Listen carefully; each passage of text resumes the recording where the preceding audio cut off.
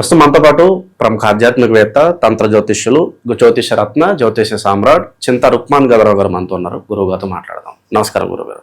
మాతృదేవోభవ, పితృదేవోభవ, ఆచార్య దేవోభవ. ఓం నమో మాందేశ్వరాయ నమః. అందరూ బాగుండాలి, అందరికీ మంచి జరగాలి. నక్షత్రాల సిరీస్ లో భాగంగా ఈ రోజు మనం పూర్వభాద్ర నక్షత్రం గురించి మాట్లాడదాం. గురుగారు, ఏంటి నక్షత్రం యొక్క ప్రత్యేకతలు, సహజసిద్ధ లక్షణాలు ఏ విధంగా ఉంటాయి, ఈ నక్షత్రంలో జన్మించిన వారి పూర్తి విశేషాలు, పుట్టుక దగ్గర నుంచి మరణించే వరకు వీరి లైఫ్ ఎలా ఉంటుంది గురుగారు? పూర్వభాద్ర నక్షత్రము కాలపురుషుడికి 11వ రాసినటువంటి కుంభరాశిలో ఉంటుంది. ఇది చాలా మంచి నక్షత్రము. ఈ నక్షత్రం రామకృష్ణ పరమహంస వాళ్ళు జన్మించారు. అదేవిధంగా దేవతల్లో కుబేరుడు జన్మించిన నక్షత్రం. ఈ నక్షత్రం రోజు పాలిచ్చే ఆవులు, గేదెలు లాంటివి కొనుక్కుంటే మంచిగా బాగా కలిసి వస్తుంది. దక్షిణామూర్తి ఆరాధన లాంటి గురు ఆరాధన చేస్తే బాగా కలిసి వస్తుంది. ఈ నక్షత్రంలో ఉన్న వాళ్ళ దగ్గర అప్పు చేస్తే తీరదు. అసలు కన్నా వడ్డీ ఎక్కువ అవుతూ ఉంటుంది. అసలు 1,00,000 రూపాయలన్నీ వడ్డీ 2 లక్షలు కట్టాము, అయినా అసలు తీరలేదు. అసలు కన్నా 4 రేట్లు వడ్డీ కట్టాము, అయినా అసలు తీరలేదు అనేటువంటి విషయాల కేసులంతా పూర్వభాద్రలో ఉంటాయి. ఎందుకంటే వీళ్ళు కానీ వడ్డీ వ్యాపారం చేస్తే, అంటే కుబేరుడిది కదా నక్షత్రము. వెంకటేశ్వర స్వామి ఆయన దగ్గర అప్పు చేశాడు, ఆయన వడ్డీ మాత్రం కలియుగంలో వడ్డీ మాత్రం కడతా అని చెప్పాడు. అంటే అసలు టచ్ కాదు, వీళ్ళ దగ్గర తీసుకుంటే అసలు అంత తొందరగా ఇవ్వలేరు, దానికి వడ్డీనే ఇస్తూ ఉంటారు అనమాట. కాబట్టి వీళ్ళు కూడా పూర్వభాద్రలో ఉండేవాళ్ళు అట్టనేసి ఇప్పుడు తినేసి ఇమీడియట్ వడ్డీ వ్యాపారం స్టార్ట్ చేయకూడదు. ఇదేదో బాగా కలిసి వచ్చేట్టుగా ఉంది. అంటే ఆ నక్షత్రం యొక్క ప్రభావం చెప్తున్నాం అంతే. కాబట్టి ఇక్కడ వచ్చేకాడికి అప్పు ఇచ్చేవాడు నక్షత్రం చూసి ఎవరు అప్పు చేయరు, అవసరం దొరికిందో చేసేస్తారు. అదే సందర్భం అది. నేను నక్షత్రాలు చూసి చేస్తా ఉంటే మనకు సమస్య తీరుతుందా? మనకు అనుకూల నక్షత్రం ఉండే వడ్డీ వ్యాపారం చేయకపోవచ్చు.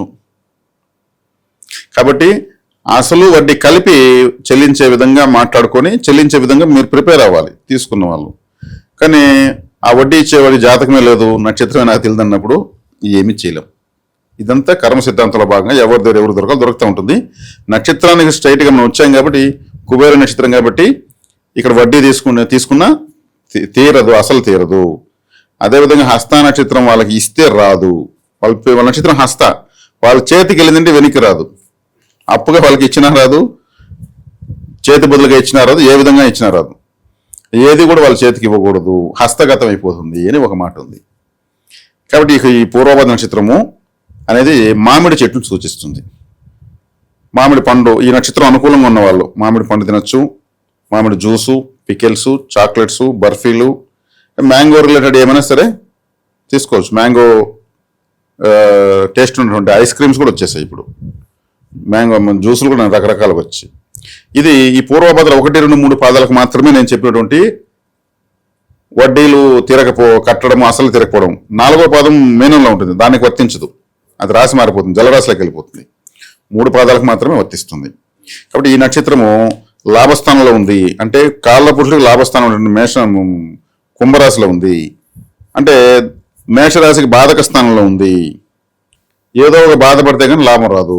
అంటే శనేశ్వరుడు రాశాధిపతి కాబట్టి, శని బాధకారకుడు కాబట్టి ఏదో ఒక బాధపడితే కానీ ఆదాయం రాదు. నేను గమ్మునే ఉంటా, నాకు అన్ని రావాలంటే ఇవి రావు.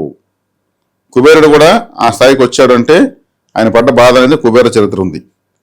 ఒక దారిదోపిడి దొంగని, ఆ దొంగ వచ్చి తను అనుకోకుండా శివాలయంలో దొంగతనానికి వచ్చాడని, ఏమీ చీకటి కనిపించకుండా ఉంటే తను దీపాలన్నీ ఆడ ఉన్న దీపాలను వెలిగించాడని, శివరాత్రి రోజు మన లింగోద్భవ సమయంలో అక్కడ దీపాలు పెట్టడం వల్ల శివుడు ప్రత్యక్షమై అపర సంపదలు ఇచ్చాడని, ఇట్లా రకరకాల కథలు ఉన్నాయి. కానీ ఆయన మాత్రము చాలా బాధలు పడ్డాడని, ఏమీ లేనివాడుగా ఉండి కుబేరుడయ్యాడని చెప్తారు.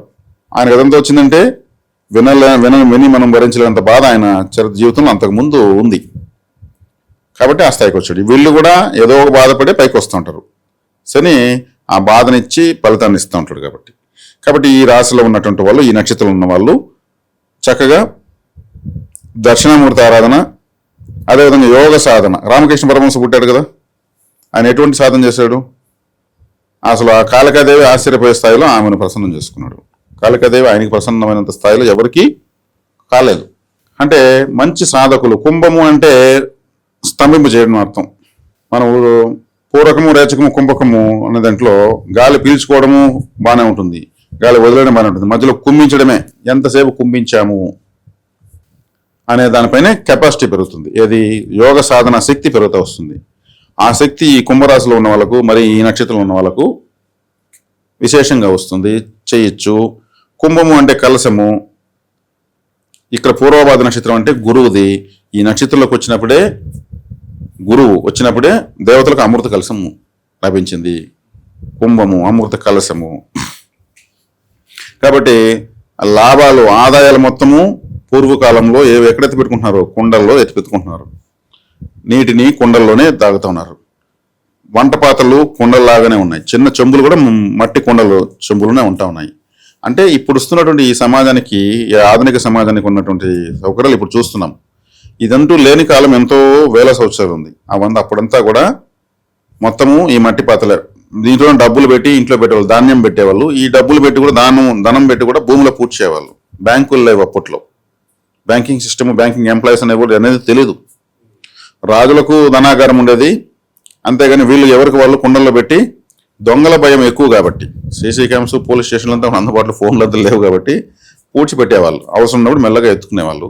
తరతరాలు కావాలంటే కుండల్లోనే పెట్టి, చిన్న చిన్న మట్టి కుండల్లో పెట్టి మూతలు కట్టేసి భూమిలో పాతి పెట్టి ఒక చిహ్నాలు పెట్టేవాళ్ళు. అంటే కుంభరాశి అనేది లాభాలను సూచిస్తుంది కాబట్టి ఆ లాభాలను పొదుపు చేసుకోవాలి. కాబట్టి ఇటువంటి పరిస్థితి కుంభరాశికి ఉన్నది. అంటే రాశాధిపతి శని లాభాలను కానీ జాగ్రత్త పెట్టుకోకపోతే బాధపడాల్సి వస్తుంది. శని బాధలు చూపిస్తాడు కాబట్టి జాగ్రత్త. శని కూడా పిసినారి కాబట్టి వీళ్ళు అప్పట్లో ధనం అనేది చాలా విలువైందనేసి అట్లా అయితే పెట్టేవాళ్ళు అనమాట. ఇట్లా ఇన్ని విశేషాలతో ఈ నక్షత్రం ఉంది. ఈ నక్షత్రం అనేది గురువు యొక్క నక్షత్రం కాబట్టి ఈ నక్షత్రంలో గురుదశలో పుడతారు. గురువు ఈ నక్షత్రానికి, ఈ రాశికి ద్వితీయ లాభాధిపతి కాబట్టి గుప్తమైన ధనం కలిగిన వాళ్ళని చెప్పచ్చు. ఇంతసేపు మనం జాగ్రత్తగానే చెప్పాం కదా డబ్బుల గురించి. ఇక్కడికి వచ్చినాకనే గుప్తంగా ఉన్నటువంటి పాతాళంలో, సముద్రంలో ఉన్నటువంటి గుప్తమైనటువంటి అమృతం పైకి వచ్చింది. లక్ష్మీదేవి వచ్చింది, ఉచ్చైశ్రవం వచ్చింది, ఐరావతం వచ్చింది, కౌస్తుభమని వచ్చింది, వజ్రాయుధం వచ్చింది. ఇట్లా 14 రకాల అప్సరసులు వచ్చారు, చంద్రుడు వచ్చాడు. ఇట్లా 14 రకాల అద్భుతాలు, కామధేను వచ్చింది, కల్పవృక్షం వచ్చింది. ఇన్ని రకాల వస్తువులు, అద్భుతాలన్నీ కూడా రహస్యం భూమిలోంచి వచ్చాయి. అక్కడ కూడా అమృత కలశం వచ్చింది. అక్కడ గుప్తమైనటువంటి నిధి కలిగిన వాళ్ళు, ఏది బయటకు చెప్పని వాళ్ళు. రామకృష్ణ పరమహంస నేను ఇలా సాధన చేస్తున్నానండి, నాకు ఈరోజు అమ్మవారు 8 గంటలకు వచ్చి చెప్తాడా? గుప్తంగా ఉంటారు వాళ్ళు. ఆయన ప్రచారం చేసుకుంటా కూర్చుంటే అమ్మవారిని ఏం పూజిస్తాడు? ఈ రాశిలో ఉన్న వాళ్ళు అలా గుప్తంగానే ఉంటారు. ఈ నక్షత్రంలో ఉన్న వాళ్ళు కూడా అంతే. వీళ్ళ దగ్గర గుప్తం అంటే పైకి ఉన్నట్టు కనిపించరు. ఈ హస్త నక్షత్రంలో లవకుశులు, నకుల సహదేవులు, సూర్య భగవానుల వారు జన్మించారు. సూర్య భగవానుల వారు కూడా 7 గుర్రాల పైన ఉన్నటువంటి సూర్య భగవానులు అని జ్యోతిశాస్త్రం తెలియజేయబడింది. అదేవిధంగా ఇక్కడ నకులుడు గుర్రపు శాలకు సంరక్షకుడుగా కూడా మహాభారతంలో ఆయన అశ్వహృదయ విద్య తెలిసిన వాడుగా చెబుతారు. గుర్రపు శాలను చూసేవాడిగా మనకు అజ్ఞాతవాసంలో ఉన్నప్పుడు ఎవరు వాళ్ళు 5 మంది 1 సంవత్సరం పాటు అజ్ఞాతవాసం ఉన్నప్పుడు అక్కడ వీళ్ళు నకులుడికి అశ్వాలను సంరక్షించే బాధ్యత ఇస్తారు. అదేవిధంగా మన లవకుశులు ఉంటారు కదా, లవకుశులు శ్రీరామచంద్రుల వారు అశ్వమేధయాగం చేసినప్పుడు వాళ్ళు అశ్వాన్ని పట్టుకుంటారు, ఆ గుర్రాన్ని పట్టుకుంటారు. లవకుశ సినిమా చూసి అర్థమవుతుంది. గుర్రాన్ని పట్టుకున్నాక తిరిగి వాళ్ళకి ఆ సామ్రాజ్యం వాళ్ళకి వచ్చేస్తుంది. అంటే హస్త నక్షత్రం వాళ్ళ చేతికి ఏమిచ్చినా వాళ్ళకి వెళ్ళిపోతుంది అని చెప్పడానికి ఇవి నిదర్శనాలు. వాళ్ళ గుర్రాలు కనెక్టివిటీగా ఉంటారు. సూర్యుడు కూడా గుర్రాలు పైన ఉన్నట్టే ఫోటో కరెక్ట్ అలాగే చూడాలని. కాబట్టి ఈ హస్త నక్షత్రం వాళ్ళకి ఎవరు కానీ ఏదన్నా ఇవ్వాలంటే ఆలోచించుకొని ఇవ్వడం మంచిది. వాళ్ళు ఇవ్వాలంటే కూడా తిరిగి ఇవ్వలేరు. ఇదే నక్షత్రంలో ఉన్న అమ్మాయిని వివాహం చేసుకుంటే ఆ ఫ్యామిలీ మొత్తం అమ్మాయి చేతికి తీసుకుంటుంది. ఆ పిల్ల వచ్చింది, కోడలు పెత్తనం మొత్తం ఇల్లంతా ఆ పిల్ల కంట్రోల్లోకి వెళ్ళిపోయారు అంటారు. అదే హస్త నక్షత్రంలో అల్లుడు వచ్చాయంటే అల్లుడు చేతిలోకి అత్త, మామ, బామతులు అందరూ కూడా ఆయన నేను చెప్తే అది వింటారు అనే విధంగా ఉంటుంది. నక్షత్ర ప్రభావం అలా ఉంటుంది అనమాట. డామినేట్ చేస్తారని అర్థం. ఈ నక్షత్రం ఆరెంజ్ పండును సూచిస్తుంది. ఆరెంజ్ పండు అంటే ఆరెంజ్ జ్యూసు, ఫ్రూట్స్, చాక్లెట్స్, ఇంకేదైనా దాంట్లో వెరైటీస్ ఏదైనా ఉన్నా కానీ తీసుకోవచ్చు. ఈ నక్షత్రం అనుకూలంగా ఉన్న వాళ్ళు, ఈ నక్షత్రం అనుకూలంగా ఉన్న సందర్భాల్లో ఈ నక్షత్రం రోజు సూర్య నమస్కారాలు చేస్తే చాలా మంచిది. ఈ నక్షత్రం హయగ్రీవ ఆరాధన చేస్తే చాలా మంచిది. ఈ నక్షత్రం రోజు అప్పు చేసినా మంచిదే, ఎందుకంటే వీళ్ళు ఇవ్వడం లేదు కదా, తీసుకుంటున్నారు కాబట్టి. హస్త నక్షత్రం తీసుకుంటే కలిసి వస్తుంది. హస్త నక్షత్రం వాళ్ళ చేత్తో తీసుకుంటే కూడా కలిసి వస్తుంది. వాళ్ళకి ఇస్తే కానీ వెనక్కి రాదేమో, కానీ వాళ్ళు ఇస్తే తీసుకోవచ్చు. కాబట్టి ఇది చంద్రుడి నక్షత్రం. అదే గ్రహం చంద్రుడు, పుట్టింది సూర్యుడు. నకుల సహదేవులు లవకుశులు పుట్టారు. చాలా మంచి నక్షత్రం, రూపలావణ్యాలు బాగుంటాయి. అందులో కన్యా రాశి కాబట్టి, కన్యా అంటే ఒక యవ్వనంలో ఉన్న అమ్మాయి ఎలా ఉంటుంది, ఆకర్షణీయంగా ఉంటుంది. ఈ హస్త నక్షత్రం పుట్టిన కూడా బాగానే ఆకర్షణీయంగా ఉంటారు. వాళ్ళు నలుపు ఎరుపు తర్వాత విషయం, వాళ్ళు నలుపుగా ఉంటే కూడా ఒక విధమైనటువంటి డిఫరెంట్ గ్లో ఉంటుంది. కాబట్టి ఈ నక్షత్రం 6వ రాశిలో ఉంది కాబట్టి ఈ నక్షత్రం రోజు మీరు అంటే ఈ నక్షత్రం ఉన్న రోజు వైద్యం కూడా అంత పెద్దగా చేసుకోకూడదు. అంటే మందు తీసుకోవడం. అశ్విని నక్షత్రం రోజు తీసుకోవచ్చు. హస్త నక్షత్రం రోజు ఇంకొంచెం ఎక్కువ డెవలప్ అవుతుందని అర్థం. అంటే అది కూడా 6వ స్థానంలో ఉంది కాబట్టి. ఇక్కడ బుధుడు అధిపతి దీనికి, ఈ యొక్క రాశికి, ఈ నక్షత్రం ఈ రాశికి బుధుడు అధిపతి కాబట్టి ఇంటెలిజెన్స్ బ్రహ్మాండంగా ఉంటుంది. సూర్యుడు అధిపతి కాబట్టి ఫోకసింగ్ బ్రహ్మాండంగా ఉంటుంది. ఈ నక్షత్రంలో పుట్టాడు కాబట్టి మంచి చాకచక్యము ఉంటుంది. ఇప్పుడు గుర్రం నడపాలంటే ఎంతో చాకచక్యం కావాలి. అంటే ఆ గుర్రాన్ని ముందు వీళ్ళు లొంగ తీసుకోవాలి, లేదంటే అది వీళ్ళని ఎక్కనేదు. ఎవరైనా సరే ఆ గుర్రాన్ని మచ్చిక చేసుకోవాలి. ఎన్నో సినిమాల్లో కూడా చూపిస్తూ ఉంటారు. మనకు హార్స్ రైడింగ్ నేర్చుకునేటప్పుడు కూడా అతను నేర్పించే వ్యక్తులు అదే చెప్తాడు, నువ్వు దానికి కనెక్ట్ కాకపోతే నువ్వు దాంతో నువ్వు కాలేవనేసి. కానీ కాదు, అట్లా మళ్ళీ దాన్ని చేసుకోవాలి. అట్లా వీళ్ళు ఈ కన్యా అనే వాళ్ళు కూడా ఎట్లా ఉంటారంటే, ఒక విధంగా చెప్పాలంటే ఒక టైప్ ఆఫ్ హార్స్ అని చెప్పొచ్చు. వాళ్ళు ఒక పట్టణ ఒక మాట వినరు, చాలా మొండిగా ఉంటారు. ఈ రాశిలో ఈ నక్షత్రం ఉంది కాబట్టి వీళ్ళకు పౌరుషము, పట్టుదల, చిన్న విషయానికి ఎక్కువ పౌరుషం పట్టడము, చిన్న విషయం ఎక్కువగా ఏడవడము. ఎందుకు ఏడుస్తారంటే చంద్రుడు అంటే సున్నితము, చాలా సున్నితం. కన్యా అనే వాళ్ళు సున్నితంగానే ఉంటారు, ఆ చంద్రులాగా అందంగా ఉంటారు. ఈ హస్త నక్షత్రం అంటే గుర్రాలకు కనెక్టివిటీ ఉంది కాబట్టి మంచి శక్తి కలిగి ఉంటారు. హార్స్కి ఎట్లా ఉంటుంది ఎనర్జీ, అలాంటి ఎనర్జీ యవ్వనంలో ఎవరికైనా ఉంటుంది. కాబట్టి ఇన్ని ప్రత్యేకతలతో ఈ నక్షత్రం ఉంది. ఈ నక్షత్రానికి లాభస్థానంలో చంద్రుడు, ఆ లాభస్థానంలో చంద్రుడు యొక్క నక్షత్రం ఇక్కడ ఉంది కాబట్టి వీళ్లకు ఎన్నో సంతోషాలు అనిపించే వాళ్ళగా ఉంటారు జీవితంలో. లాభాధిపతి యొక్క నక్షత్రము ఇది కాబట్టి, అంటే ఈ నక్షత్రానికి లాభస్థానంలో చంద్రుడు కాబట్టి అది క్షీణ చంద్రుడు కాకూడదు. క్షీణ చంద్రుడు అయితే పూర్తిగా ఇవన్నీ యాంటీ. చంద్రుడికి బుధుడికి వచ్చే కాడికి బుధుడు పాపులతో కలిసి ఉంటే పాపగ్రహము, శుభగ్రహాలతో కలిసి ఉంటే శుభగ్రహము. చంద్రుడు క్షీణగ్రహం అయితే పాపగ్రహము, పూర్ణగ్రహం అయితే శుభగ్రహము. చంద్రుడికి ఎవరు శత్రువులు లేరు. చంద్రుడిని శత్రువుగా భావించాలని చంద్రుడు అందరినీ మిత్రులుగా చూస్తాడు. ఎందుకంటే అన్ని రాశుల్లో తిరుగుతూ అన్ని నక్షత్రాలకు వాళ్ళకు పేర్లు పెడతా ఉంటాడు. 27 నక్షత్రాలు చంద్రుడిని చూసే పేరు పెడతాం. కాబట్టి ఇక్కడ క్షీణ చంద్రుడు ఫలితాన్ని ఇవ్వడు. ఇప్పుడు వీటన్నిటికీ యాంటీ ఫలితం వస్తుంది. లేదు, ఆయన ఒక పర్సంటేజ్ బట్టి అర్ధ చంద్రుడు అనుకోండి, 50%, 100% చేసుకోవచ్చు చంద్రుని యొక్క కళలను. ఏ తిథిలో ఉన్నారో ఆ తిథిని ప్రకారం డివైడెడ్ బై కొట్టుకుంటే అంత పర్సంటేజ్ చంద్రుడికి బలం ఉన్నట్టు. ఒకవేళ క్షీణ చంద్రుడే అయ్యుండి గురువు చూసినా, ఈ రాశి జాతకం ఏదైనా శుభగ్రహం చూసినా అప్పుడు మానసిక బలం పెరుగుతుంది. కాబట్టి ఈ నక్షత్రం యొక్క ప్రత్యేకత క్లుప్తంగా ఇది. ఇంక మీరు ఏదైనా అడిగితే నేను చెప్తాను. వీళ్ళు ఇన్వెస్ట్మెంట్స్ పరంగా తీసుకోవాల్సిన జాగ్రత్తలు ఏంటంటారు?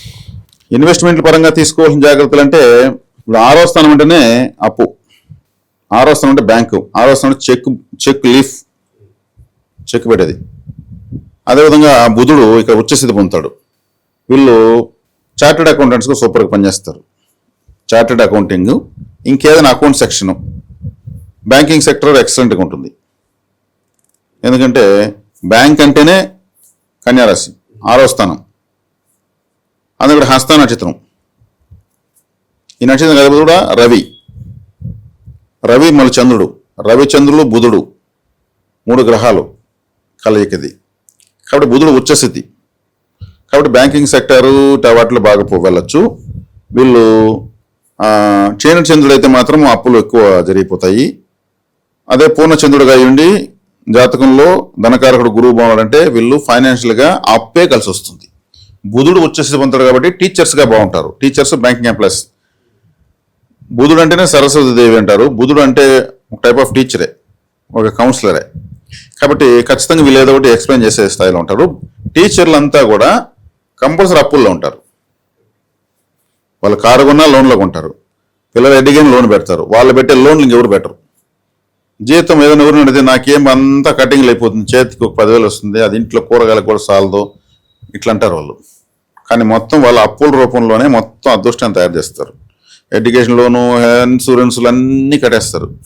టీచర్ అంటే బ్యాంకుల్లో వాళ్ళు రెడ్ కార్పెట్, మళ్ళీ చిట్స్ వేస్తారు. మళ్ళీ టీచర్స్ కాలనీ ఎవరైనా వెంచర్ వేస్తే అడబోసి ఫ్లాట్ కొనేస్తారు.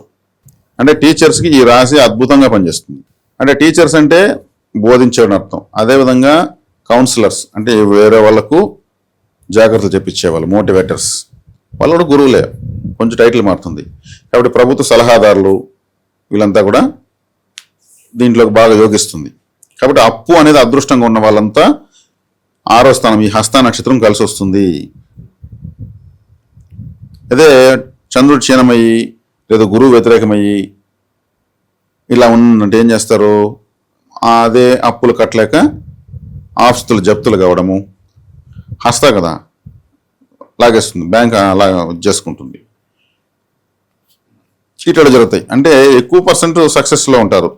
అంటే గవర్నమెంట్ ఎంప్లాయీస్ అంతా కూడా ఎక్కువగా దీంట్లో ఉంటారు. మరి టీచర్స్ సంబంధించిన రిలేటెడ్ అంతా దీంట్లో ఉంటారు. ప్రొఫెసర్స్, లెక్చరర్స్, యూనివర్సిటీలో ఉన్న వాళ్ళు అంతా కూడా దీనికే ఉంటారు. రవి గ్రహం ఉంది కదా, రవి ప్రభుత్వ గ్రహం కదా, ఎస్బీఐ బ్యాంకులోనే ఎక్కువ లోన్లు ఉంటాయి వీళ్ళకు. అకౌంట్స్ కూడా గవర్నమెంట్ బ్యాంకులోనే ఉంటాయి. ఎస్బీఐ అంటే రవి శని కలయిక. ఈ రాశికి శనేశ్వరుడు అదృష్టానికి అధిపతి, 6వ ఇంటికి కూడా అధిపతి. 6 అంటే మళ్ళీ అప్పు కదా, 5 అంటే అదృష్టము. కాబట్టి రవి శనుల కలయిక SBI bank, state bank of India. Pensioners, డ్వాక్రా వాళ్ళు, గవర్నమెంట్ ఎంప్లాయీస్ అంతా ఉండేది ఎస్బీఐలో ఉన్నారు. ఆ లోగో కూడా బ్లూ కలర్లో ఉంటుంది, శనేశ్వరుడు. కాబట్టి ఇక్కడ బ్యాంకులో కూడా వెనకాల గ్రహాలు ఉన్నాయని తెలియజేసినటువంటి జ్యోతిష్యం, తంత్ర జ్యోతిష్యము, ఎవరు ఏ బ్యాంకులో ఓపెన్ చేసుకోవచ్చు మేము చాలామంది చెప్పాం. కాబట్టి ఇక్కడ రవి గ్రహము అంటే ప్రభుత్వము, కన్యారాశి కాబట్టి కన్యారాశికి 6వ ఇంటి వాడు, మళ్ళీ కన్యారాశిలో కాలపురుషుడికి 6వ స్థానము. ఈ కాలపురుషుడికి 6వ స్థానం మళ్ళీ కుంభము, కుంభంలో పూర్వభాద్ర ఉందని చెప్పి గురు నక్షత్రము. కాబట్టి టీచర్స్ అంతా ఎక్కువ ఇక్కడ ఉంటారు, వాళ్ళ అప్పులే ఎక్కువ చేస్తుంటారు. గవర్నమెంట్ ఎంప్లాయీస్ కూడా మ్యాక్సిమం స్టేట్ బ్యాంక్ ఆఫ్ ఇండియాలో అకౌంట్ కలిగి ఉంటారు, వాళ్ళే ఎక్కువ పోతుంటారు. ప్రైవేట్ బ్యాంక్స్లో కటింగ్స్ ఎక్కువ ఉంటాయి, వాళ్ళకి అది కూడా ఇష్టం ఉండదు.